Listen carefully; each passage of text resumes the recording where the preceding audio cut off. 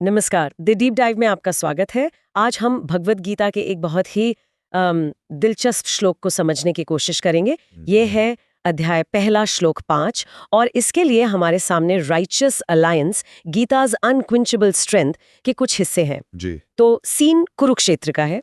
दुर्योधन अपनी विशाल सेना के सामने खड़ा है और पांडवों की सेना को देख रहा है और वो कुछ नाम गिनाता है, धृष्टकेतु, चेकितान, काशीराज। ऊपर से तो लगता है कि वो सिर्फ योद्धाओं की गिनती कर रहा है, शायद अपनी ताकत दिखा रहा हो। हाँ, ऐसा ही लगता है। पर यहाँ कुछ और ही चल रहा है ना? तो चलिए इसका पता लगाते हैं। मतलब कैसे कुछ नामों की एक मामूली सी लिस्ट में इतनी बड़ी शक्ति का राज छिपा हो सकता है। बिल्कुल। तो दुर्योधन जिन योद्धाओं का नाम लेता है वो हैं धृष्टकेतु, चेकितान, काशीराज, पुरुजीत, कुंतीभोज और शैव्य। और वो उन्हें नरपुंगव कहता है, मतलब मनुष्यों में श्रेष्ठ। तो सवाल ये है कि इन नामों में ऐसा क्या खास था जो दुर्योधन जैसे शक्तिशाली राजा को अंदर से हिला रहा था? देखिए, ये सिर्फ नाम नहीं थे। अच्छा। हर नाम अपने आप में एक पूरी कहानी था। हाँ।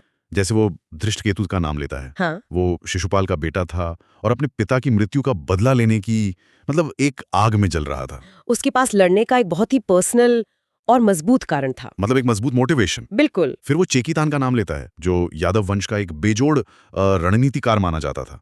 तो दुर्योधन सिर्फ लोगों को नहीं देख रहा था, वो उनके पीछे की ताकत, उनकी प्रेरणा और उनके हुनर को देख रहा था। अच्छा, तो ये सब योद्धाओं की एक लिस्ट नहीं थी, बल्कि एक तरह की क्या कहते हैं, थ्रेट असेसमेंट रिपोर्ट थी। हाँ, कह सकते हैं। और उसे देखकर वो घबरा गया। ये तो मैंने कभी सोचा ही नहीं। तो उसकी चिंता सिर्फ उनकी बहादुरी को लेके नहीं थी। बिल्कुल नहीं। जो बात यहाँ सबसे दिलचस्प है वो ये है कि दुर्योधन को ये एहसास हो रहा था कि ये सिर्फ बहादुर योद्धाओं का एक झुंड नहीं है। तो फिर क्या था? ये एक पूरक यानी कॉम्प्लीमेंट्री टीम थी। Complementary team? हाँ, काशीराज अपनी वीरता के लिए जाने जाते थे तो चिकितान अपनी रणनीति के लिए। दुर्योधन का डर ये नहीं था कि वे अच्छे लोग हैं, डर ये था कि वे एक ऐसी ताकत हैं जहां हर कोई एक दूसरे की कमी को पूरा करता है। सही बात है। सिर्फ रणनीतिकारों या सिर्फ योद्धाओं की टीम तो अधूरी होती है, लेकिन यहाँ एक परफेक्ट मिश्रण था। लेकिन क्या ये थोड़ा आदर्शवादी नहीं लगता? मेरा मतलब है, युद्ध के मैदान में तो आखिर में जिसके पास ज्यादा हथियार और सैनिक होते वही जीतता है। और दुर्योधन के पास तो 11 अक्षौहिणी सेना थी, पांडवों से कहीं ज्यादा। बहुत अच्छा सवाल है और यहीं पर गीता का असली सार छिपा है। अच्छा। दुर्योधन की सेना बड़ी जरूर थी, पर वो भाड़े के सैनिकों, मजबूर राजाओं और मतलब अलग अलग स्वार्थ वाले लोगों का एक गठबंधन था। जबकि पांडवों की सेना छोटी थी, पर हर योद्धा एक मकसद के लिए लड़ रहा था। एक मकसद के लिए? जी। यही धर्म और निष्ठा का असली मतलब सामने आता है। और यहाँ धर्म का मतलब सिर्फ पूजा पाठ नहीं है। तो फिर क्या है? इसका मतलब है अपना कर्तव्य। एक योद्धा के तौर पर जो उनका कर्तव्य था उसे निभाने की अटूट लगन, यही उनकी असली शक्ति थी। ये मोटिवेशन का फर्क है जो किसी भी संख्या बल पर भारी पड़ सकता है। ये बात तो हजारों साल पुरानी है, लेकिन इसे सुनकर मुझे आज के कॉर्पोरेट वर्ल्ड की याद आ रही है। हाँ बिल्कुल। हम भी तो अपनी टीम बनाते हैं, प्रोजेक्ट्स के लिए योद्धा चुनते हैं। क्या ये सिद्धांत आज भी उतना ही लागू होता है? 100%। आज भी असली ताकत सिर्फ संसाधनों या टीम के साइज से नहीं आती। वो आती है सही लोगों के साथ, जिनके मूल्य आपसे मिलते हों और जिनके स्किल्स एक दूसरे को कॉम्प्लीमेंट करते हों।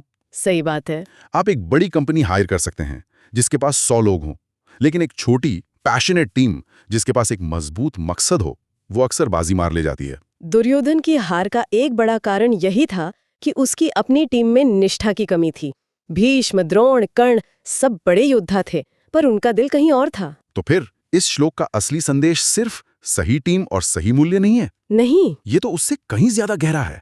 इसका मतलब हुआ विविध और पूरक कौशल और साथ में एक साझा उद्देश्य, ये दोनों मिलकर एक अजेय शक्ति बनाते हैं। बिल्कुल सही। ये एक ऐसा फॉर्मूला है जो किसी भी युद्ध क्षेत्र में, चाहे वो कुरुक्षेत्र हो या हमारा ऑफिस, काम करता है। सही है। और ये एक बहुत महत्वपूर्ण सवाल खड़ा करता है। क्या? कि हमारे जीवन की टीम में कौन लोग हैं? क्या हमने सिर्फ प्रभावशाली लोगों को इकट्ठा किया है या ऐसे लोगों को जो एक दूसरे की ताकत बनते हैं और एक बड़े मकसद के लिए साथ खड़े हैं? शायद हमारी सफलता किसी भी बाहरी संसाधन से ज्यादा इसी एक बात पर निर्भर करती है। अपने जीवन में उन लोगों को जगह देना जो सत्य, निष्ठा और एक साझा मकसद के साथ खड़े रहते हैं, किसी भी चुनौती को एक सफल यात्रा में बदल सकता है। इस तरह के सरल और प्रभावी तरीके से सीखने की इस यात्रा में जुड़े रहने के लिए हमारे चैनल को सब्सक्राइब करें।